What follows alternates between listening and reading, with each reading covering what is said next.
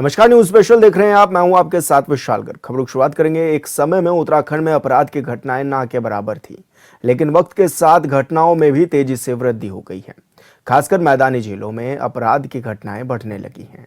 हरिद्वार की स्थिति ये है कि यहां हर दिन किसी न किसी इलाके में फायरिंग हो रही है, जिसकी वजह से पुलिस की कार्यशैली भी सवालों के घेरे में है। उत्तराखंड के कुल 13 जिलों में से 10 जिले पहाड़ी हैं, जहां अपराध की घटनाएं कम हैं, लेकिन 3 मैदानी जिलों में साल दर साल अपराध में बढ़ोतरी हो रही है। खासकर हरिद्वार जनपद में अपराधियों के हौसले बुलंद हैं। आज सुबह जमीन मामले में 2 लोगों को गोली मार दी गई। यह अलग बात है कि पुलिस मामले की जांच कर रही है, लेकिन तेजी से बढ़ते आंकड़े पुलिस की कार्यशैली पर भी बड़े सवाल खड़े कर रही हैं। और संवाददाता परवेश राय हमारे साथ फोन लाइन पर जुड़ गए हैं। परवेश, हरिद्वार में लगातार अपराधियों के हौसले बुलंद हो रहे हैं। आज भी सुबह ये मामला जब सामने आया कि कई लोगों की जिस तरह से गोली भी मारी गई, क्या कुछ ये पूरा मामला भी था और अभी तक किस तरह की कार्रवाई इस पूरे मामले में की गई है? जी विशाल, मैं आपको बता दूं कि जिस तरीके से ये मामला सामने है, हरिद्वार स्थित कंकल क्षेत्र में नूरपुर पंजन खेड़ी गांव में जो ये मामला सामने है, गोलियां लगातार वहां पर चलती नजर है। उसके बाद जिस तरीके से देखा गया कि जब इलाके में थोड़ी तनातनी का माहौल हो, जिस तरीके से लगातार में जब पीछे की घटनाओं से संबंधित मामले की पूरी जांच की जा रही है, तो लगातार ये मामला सामने आ रहा है कि ये दोनों जो पक्ष हैं आपस में ये एक सरकारी भूमि को लेकर के जो है इनका विवाद खड़ा हो गया था, जिसमें जो अतुल चौहान है उनका साफ तौर से कहना है कि मैं लगातार हाई कोर्ट से भी अपील कर रहा था और लगातार पुलिस प्रशासन से भी अपील कर रहा था कि ये जो दूसरी पार्टी के लोग हैं, तरुण चौहान कहें या फिर और जो अन्य अमित चौहान जिनके जो जिला उपाध्यक्ष हैं उनके भाई को कहें, तो लगातार इनका साफ तौर से अतुल चौहान का कहना था कि मैं इन लोगों के खिलाफ लगातार जो पुलिस से शिकायत भी कर रहा था कि मुझे ये लोग मारने की धमकी दे रहे हैं और ये लोग सरकारी जमीन को कब्जा करके यहाँ पे कॉलोनी काटने का काम कर रहे हैं। लेकिन जिस तरीके से लगातार उन्होंने इस पर मना किया और लगातार जब पुलिस इस पर कोई संज्ञान नहीं लिया, लेकिन आज जिस तरीके से गया था कि कोर्ट ने साफ तौर से आज पैमाइश के लिए भेजा था टीम को, तो वहाँ पुलिस प्रशासन की टीम तो वीडियो में नहीं नजर आई और अतुल चौहान का भी यही कहना है कि वहाँ पे कोई पुलिस प्रशासन की टीम नहीं पहुंची थी। लेकिन अब इन दोनों पार्टी का विवाद किस वजह से ऐसा खड़ा हो गया, साफ तौर से नजर आ रहा है। वीडियो में भी साफ तौर से देखा जा सकता है कि कहीं ना कहीं गोली चलने से पहले प्रत्यक्षदर्शी के अनुसार वहाँ पे जो वीडियो आ रही है सामने निकल करके, उसमें ये देखा गया है कि दोनों पक्ष आपस में हाथापाई पर उतरा है, जिसको देखा गया है कि लगातार जो है अतुल चौहान की जो तरफ से वो लोग कम थे, जिस वजह से उनको अपने आत्म सुरक्षा का उनका साफ तौर से कहना है, आत्म सुरक्षा के लिए उन्होंने फायरिंग की और जिसके तत्पश्चात वो वहां से निकल पड़े। निकलने के बाद जिस तरीके से माहौल बनने के बाद वहाँ पे एसपीसीटी मौके पर तत्काल पहुंचे, एसओ कंसल पहुंचे, लगातार जिस तरीके से वहाँ के इलाके को सील कर दिया गया। लेकिन तत्पश्चात तुरंत ही जो वहाँ पे अतुल चौहान जिन्होंने फायरिंग करी थी, वो तुरंत वहाँ पे थाने में पहुंचकर उन्होंने अपना पिस्तौल जमा करके और रिवॉल्वर जिस तरीके से वहाँ पर थाने में जमा किया और सुपुर्द करने के बाद साफ तौर से कहा कि मैं अपनी आत्म सुरक्षा पर वहां पर गोली चला कर आया हूँ और ऐसी ऐसी बात थी। उन्होंने पूरी अपनी घटनाक्रम को वहां पर पुलिस थाने में समझाया। देखना होगा कि आगे आने वाले समय में इसको क्या ट्विस्ट है, इसके पीछे की क्या ऐसी कड़ियां रही हैं, क्या ऐसी वजह रही है। काफी जो लंबा मामला सामने नजर आता है, लेकिन इसमें जिस तरीके से साफ तौर से अभी तक की जो भूमिका नजर आ रही है वो यही नजर आ रही है कि लगातार इस तरीके के मामले जिले में बढ़ते जा रहे हैं और ऐसी क्या वो वजह है जिस वजह से अब ना पुलिस का डर है ना किसी का भय है। लगातार ऐसे बदमाश आए दिन निकल कर आते हैं, कभी नाबालिग होते हैं तो कभी बालिग होते हैं तो कभी ज्यादा उम्र के देखे जाते हैं। तो इसी तरीके से अभी बीते कुछ समय पहले ही लक्सर में जिस तरीके से गोली कांड हुआ था, पुलिस के सामने ही पुलिस की सुरक्षा में एक बदमाश को अज्ञात बदमाशों ने गोली मार दी थी। तो इससे उससे कुछ दिन बाद जिस तरीके से ये देखा गया था कि भगवानपुर में भी वहाँ पे फाइनेंसर को गोली मार दी। तो लगातार इस तरीके से ये देखा जा रहा है कि प्रशासन की ओर से कहें तो पुलिस लगातार दावे कर रही है कि लगातार जिले में जो है सुरक्षा बढ़ाई जा रही है, लेकिन अभी तक की ऐसी कोई नजर नहीं आ रही है स्थिति। लेकिन आए दिन ये देखा जाता है कि जो घटनाक्रम है वो लगातार कहीं ना कहीं बढ़ते नजर आ रहे हैं। तो अब देखना होगा कि आगे आने वाले समय में किस तरीके की वो कार्रवाइयां होंगी जिससे बदमाशों में डर निकलकर सामने आएगा। लेकिन अब बात की जाए पुलिस की, तो लगातार जो एसएसपी परमिंदर सिंह डोवाल है जो लगातार इन लोगों के खिलाफ कहें, वारंटियों के खिलाफ कहें या फिर हिस्ट्री शीटर को खिलाफ कहें, लगातार कार्रवाई भी होती रही है। लेकिन ये बात कहना गलत नहीं होगा कि जो बदमाश है वो कहीं ना कहीं पुलिस से भयमुक्त हो चुके हैं। लगातार ये भी देखा गया है कि वो लोग किसी भी पुलिस कहें या फिर किसी भी महकमे से डरने को तैयार नहीं है। और आए दिन ये भी नजर आ रहा है कि जो नशे की जद में लोग पड़ चुके हैं, कहीं ना कहीं नशा इसके पीछे का भी एक मुख्य कारण माना जा रहा है कि जिस वजह से लगातार इस तरीके की घटनाएं सामने आ रही हैं। तो ये तो आगे आने वाला वक्त ही बताएगा विशाल की इसमें ऐसी क्या कड़ी रही है, या एसपीसीटी जब इसको जांच करेंगे या फिर जो पुलिस जो आईओ होंगे इस मामले की जांच करेंगे, ऐसी क्या वजह रही। कहीं ना कहीं ये भी माना जा सकता है कि जो इसमें जो स्वामी शिवानंद महाराज है, जो स्वामी शिवानंद है, मात्र सदन से निकलकर सामने आए, उन्होंने साफ तौर से बताया कि इसमें जो है मैं अतुल चौहान का साफ दे रहा था। लेकिन अब ऐसी क्या वजह रही, ऐसी किस वजह से रही, ऐसा वो मौके पर परिस्थिति पर क्या माहौल बना जिस वजह से ये गोलियां चली, लेकिन ये तो जांच का विषय है। लेकिन जब अतुल चौहान लगातार पुलिस प्रशासन से अपनी सुरक्षा के लिए अपील कर रहे थे, तो इस पर पुलिस ने ध्यान क्यों नहीं दिया? कहीं ना कहीं ये भी एक पुलिस पर सवाल खड़ा होता है।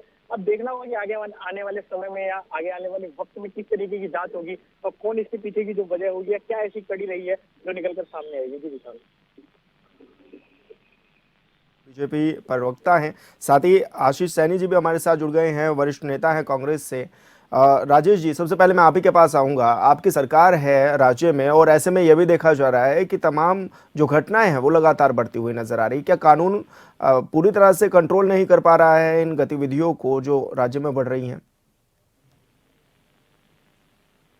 ऐसा कैसे मुमकिन हो सकता है कि प्रदेश के अंदर कोई सरकार चल रही हो वो और अपने महकमे को वो ये कहे कि यहाँ पे खुलेआम गुंडागर्दी होने दो, आप यहाँ पे ऐसे बदमाशी होने दो या इस तरह के कोई अपराध होने दो। कोई भी सरकार, कोई भी शासन और जो पुलिस विभाग होता है वो कभी नहीं चाहता है। हर कोई व्यक्ति यही चाहता है कि उसके क्षेत्र में, उसके जिले में शांति बनी रहे, किसी तरह का ऐसा विवाद और ऐसी घटनाएं सामने न आए। ये बहुत दुर्भाग्यपूर्ण है कि इस तरह की बड़ी घटना धर्मनगरी हरिद्वार के अंदर देखने को मिल रही है। और जो अभी आपके संवाददाता बता रहे थे, पीछे की घटनाओं का भी जिक्र कर रहे थे, वाकई में दुर्भाग्यपूर्ण और चिंता का विषय है कि आज जो हमारा समाज है वो चाहे विवाद छोटा हो या बड़ा हो, उसमें जो अपना आपा खोने का काम कर रहा है, जिसमें इस तरह के जानलेवा हमले देखने को मिल रहे हैं और निंदनीय भी है। और मैं ये कहता हूँ आदमी को अपने अंदर सब्र बना के रखना चाहिए। सब्र से सारे परेशानियों का समाधान निकलता है, उसमें किसी बात का निश्चित रूप से कोई ना कोई हल निकलता है। लेकिन इस तरह का कदम उठाना और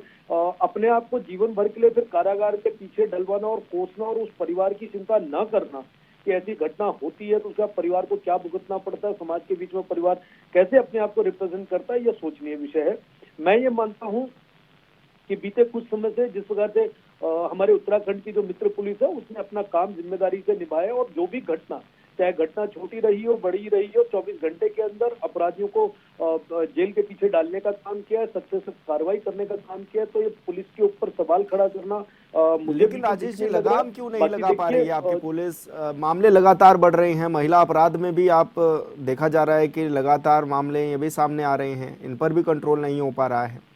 विशाल जी, देखिए कंट्रोल नहीं हो पा रहा है, जैसी देखिए ये बोलने के लिए जरूर एक विषय हो सकता है, लेकिन अगर रूट लेवल पे, ग्राउंड लेवल पे हम लोग चीजें देख रहे हैं और पुलिस की कार्रवाई को हम देख रहे हैं तो कोई भी कार्रवाई ऐसी नहीं है। आप मुझे कोई कार्रवाई ऐसी बता दीजिए कि अपराध अगर किसी भी प्रकार से हुआ हो, उस पर कार्रवाई पुलिस के द्वारा न की गई हो या उसके पीछे जो अपराधी है उनको पकड़ा ना गया हो या उनको सजा ना दिलाई गई हो, उसी पुलिस ने अपना काम नहीं किया। तो ऐसा कोई मुझे एक मामला बता दीजिए जिसके लिए हम ये बात कह पाए कि आप बिल्कुल ठीक कह रहे हैं। देखिए मीडिया रिपोर्ट्स अपनी जगह पे ठीक हो सकती हैं, घटनाएं हो सकता है बढ़ रही हो सकता है अपराध कहीं बढ़ रहा हो, अपराध की श्रेणियां बढ़ रही हो, अलग अलग तरह के अपराध बेशक हो रहे हो, लेकिन पुलिस ने अपना काम, शासन ने अपना काम, सरकार ने अपना काम पूरी जिम्मेदारी से निभाया और उत्तराखंड के किसी भी निवासी को किसी भी अपराधी से डरने और घबराने की जरूरत नहीं है। ये इस प्रदेश की जो सरकार है वो सब आपकी चुनी हुई सरकार है। सरकार अपना काम जिम्मेदारी से कर रही है, पुलिस अपना काम, प्रशासन अपना काम सब जिम्मेदारी से कर रहे हैं। और कोई भी अपराधी अगर कोई गलत काम करने की मंशा रखता है, सोचता है, तो वो बचेगा नहीं। पुलिस की नजर से, सरकार की नजर से, प्रशासन की नजर से उसको कठोर से कठोर कार्रवाई होगी, ऐसा मैं मानकर चलता हूँ। जी बिल्कुल आशीष जी, आशीष सैनी जी भी हमारे साथ जुड़े हुए हैं। आशीष जी, क्या मानते हैं आप, क्योंकि लगातार की इस तरह के जो मामले ये सामने आते हैं प्रदेश की छवि भी खराब करते हैं, ऐसे में किस तरह से इस मामलों को आप भी देखते हैं? लगता है संपर्क टूट गया है, दोबारा उनसे जुड़ने की कोशिश करेंगे। राजेश जी हमारे साथ बने हुए हैं, लेकिन राजेश जी, आप लोग कह रहे हैं कि कार्रवाई लगातार की जा रही है, किस तरह की कार्रवाई की जा रही है ताकि इन मामलों पर थोड़ा डर तो हो, थोड़ा भय तो हो इन लोगों में? कार्रवाई कानून, संविधान और लोकतांत्रिक तरीके से होती है। बीते टाइम से जरूर अपराध जो आपने बताया, जब बताया, मैदानी इलाकों में इनकी जो संख्या है इन अपराधों की जरूर बढ़ी है। लेकिन अगर ये बढ़ी है तो पुलिस ने जो अपना काम है उसमें कोई कोताही नहीं बरती और जो भी अपराधी उसके पीछे जब रहे उनको 24 घंटे के अंदर पकड़ने का काम, उनको सलाखों के पीछे डालने का काम, उनको कठोर से कठोर सजा दिलाने का काम है। इस प्रदेश की जो प्रबुद्ध और जो जिम्मेदार पुलिस है उसने अपना काम किया हुआ है। ये मेरे कहने की आवश्यकता नहीं है, प्रदेश का हर एक नागरिक, हर एक व्यक्ति इस बात को मानता है कि हमेशा पुलिस ने अपना काम जिम्मेदारी से किया। लेकिन हाँ, दुर्भाग्यपूर्ण जरूर इस तरह की घटनाएं जो लेकिन बार-बार राजेश जी, चाहे हमारे पुलिस धर्म कस्टडी नगरी में की बात आई भी है। मौत हो जाती है। गैंगस्टर विनय त्यागी, आपको याद होगा, हरिद्वार में पुलिस की कस्टडी के दौरान ही उसको मौत के घाट उतार दिया गया था। इस तरह के जी, मामले भी देखिए बड़े हैं। घटनाएं मैंने आपको जैसे बताया, आपसी कलह, आपसी पैर, आपसी द्वेष, जिस जिस व्यक्ति का जिस जिस व्यक्ति के साथ रहा, उसने अपने हिसाब से जो दुश्मनी बना रखी है, दुश्मनी फैला रखी है, दुश्मनी करी हुई है, उसके लिए देखिए वो स्वयं जिम्मेदार है। मैंने आपसे कहा कि अगर किन्हीं परिवारों में, किन्हीं लोगों में, किन्हीं अपराधियों में पहले से द्वेष भावना है, जी। बदले की भावना है, किसी चीज को लेकर विवाद है, कोई लेन देन है, तो देखिए उसमें पुलिस किसी तरह का हस्तक्षेप नहीं कर सकती। लेकिन हाँ, इन सब विवादों को लेकर अगर किसी प्रकार की कोई घटना, दुर्घटना या कोई ऐसी चीजें सामने देखने को आती जी। है, तो पुलिस अपना काम सख्ती से कर रही है। ठीक है। और निरंतर आशीष जी इसको हमारे उजागर साथ जुड़े हमें हुए हैं। प्रदेश में आशीष मिलते जी, आए। ग्राफ लगातार बढ़ रहा है क्राइम का, किस रूप में आप देख भी रहे हैं, और क्या विपक्ष में होने के नाते आप सरकार को सचेत नहीं कर रहे हैं? देखिए, सरकार बार बार अपने प्रवक्ताओं के माध्यम से एक बात कहती है कि ये जो अपराध हैं ये आपसी कलह के हैं। जबकि सच्चाई ये है कि ये अपराध सरकारी संरक्षण में पल रहे माफियाओं द्वारा किए जा रहे हैं। आप लक्सर वाले मामले को भी देखें। विनय त्यागी की हत्या केवल इसलिए कर दी गई क्योंकि उसमें करोड़ों रुपए के लेन देन का मामला और विशेष रूप से काले धन का मामला था। राज्य में माफिया जो है वो इनके मंत्रियों और भाजपा के नेताओं की गोद में बैठे हुए हैं। भाजपा नेताओं की गोद में बैठकर जो माफिया जिन अपराध को दे रहे हैं उनकी जिम्मेदारी तो पुलिस की होगी, और पुलिस क्यों इन जिम्मेदारियों से बचने का काम कर रही है। लगातार भारतीय जनता पार्टी के लोगों को पकड़ा जा रहा है कि ऐसे मामलों में जहां वो अपराधियों को संरक्षण दे रहे हैं, लंबे समय से जमीन के जो विवाद हैं या किसी भी प्रकार के अन्य मामले हैं, उसमें कोई कार्रवाई नहीं की जा रही है। पुलिस के अधिकारियों द्वारा झूठी चार्जशीट लगाकर शिकायतकर्ताओं और माफियाओं के जो पक्ष में लोग नहीं खड़े हैं उनको दबाने का काम किया जा रहा है। ये बड़ा गंभीर मामला है। राज्य की सरकार राज्य के लोगों को न्याय, सुरक्षा और कानूनी व्यवस्था देने में विफल हो रही है। उसका कई कारण हो सकते हैं, लेकिन एक प्रमुख कारण यह है कि भाजपा के नेताओं की माफियाओं के साथ दोस्ती है, अच्छे संबंध है, और जिनके इशारे पर ये लगातार राज्य की कानून व्यवस्था को ताक पर रखकर बैठे हुए हैं। अनेक मामलों में शिकायतकर्ता को धमकी भी दी जा रही है, उसको चक्कर भी कटाए जा रहे हैं और उस पर हमले भी हो रहे हैं। ये जो ताजा मामला है ये शिकायतकर्ता पर हमले का है, प्रशासन की मौजूदगी में हमला हुआ है, और उसके बावजूद भी यदि सरकार अपनी जिम्मेदारी से बच रही है तो माफ करना, ऐसी सरकार को तो या तो खुद चले जाना चाहिए, नहीं तो जनता इन्हें उखाड़ फेंकने में कोई कोर कसर नहीं छोड़ रही है। राजेश जी, हर मामले में अवैध हथियार का भी ये सामने आता है कि अवैध हथियार इसमें इस्तेमाल किए गए हैं, तो ये सब हथियार आ कहां से रहे हैं, या फिर ये कोई ढील है पुलिस की ओर से भी? विशाल जी, मैं आप ही की रिपोर्ट में देख रहा हूँ, अवैध हथियार जैसी तो कोई खबर नहीं है आपकी रिपोर्ट में। जो व्यक्ति इसमें अपराधी है या जिसके द्वारा आज ये घटना को अंजाम दिया गया है, उसने 4 घंटे के अंदर पुलिस के आगे समर्पण किया और उसके बाद उसने स्वयं स्वीकार किया कि उसने अपने लाइसेंसी रिवॉल्वर से ये कार्य किया है। कौन सा मामला ऐसा था जिसमें उसमें कहा गया है कि अवैध हथियार का इस्तेमाल किया गया? ज्यादातर जो मामले आए हैं, पुरानी आदत है जी, पार्टी की पुरानी आदत है कि कहीं पर भी कोई भी मामला हो, पंचायत के उपाध्यक्ष है, जो माफिया है, ये भारतीय जनता पार्टी के जरूर इनके गोद पे आपराधिक प्रवृत्ति के लोग इनके शासनकाल में बैठा करते थे। वो ठीक कह रहे हैं, वो अपने शासनकाल को याद करते हुए उसका स्मरण उनको अभी भी है कि शायद राजनीतिक पार्टी या चुनी हुई सरकार की गोद में आपराधिक प्रवृत्ति वाले लोग बैठते हैं। वो बिल्कुल ठीक है।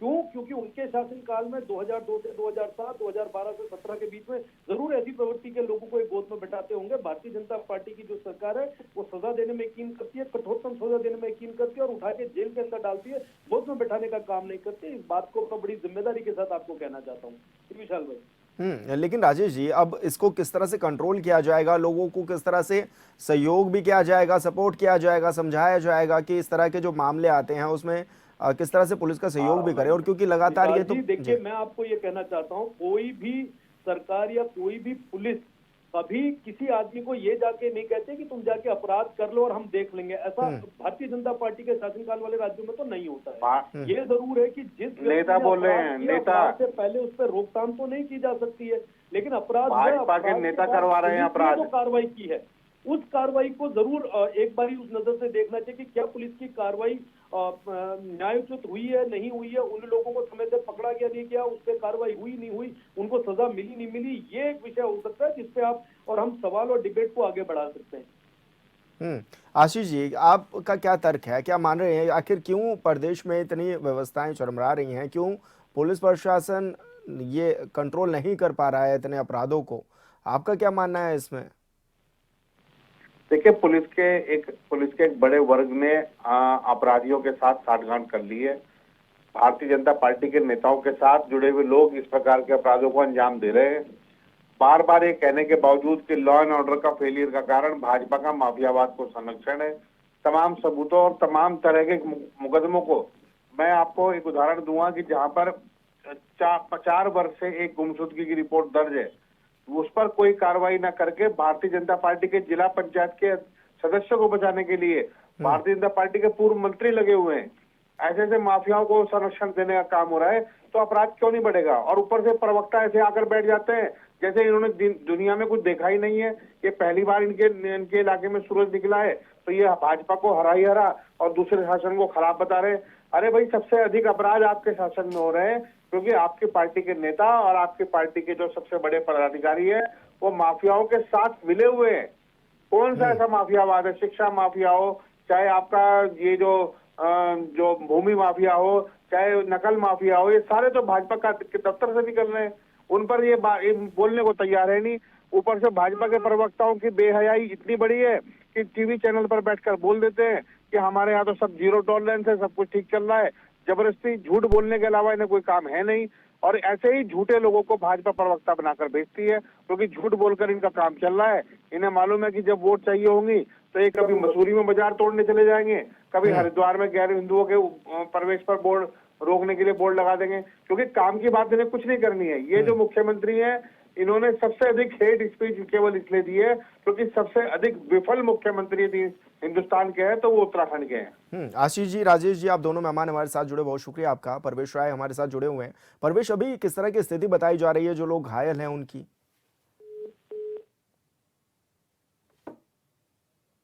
लगता है परवेश से संपर्क टूट गया है, और ऐसे में मामले भी क्योंकि लगातार ये सामने आ रहे हैं, देखा जा रहा है कि जो क्राइम ग्राफ है वो भी काफी बढ़ा है। और न्यूज स्पेशल में मेरे साथ इतना ही। आप देखते रहिए HNN 24/7।